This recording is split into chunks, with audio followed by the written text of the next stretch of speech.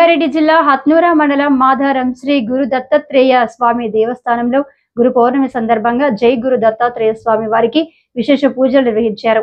సాయంత్రం 6:30 పల్లకి సేవ, గిరి ప్రదక్షిణ కార్యక్రమం నిర్వహించారు. ఈ కార్యక్రమంలో ఇస్నాపూర్ శివ హనుమాన్ భజన మండలి భక్తులు భారీ సంఖ్యలో పాల్గొన్నారు.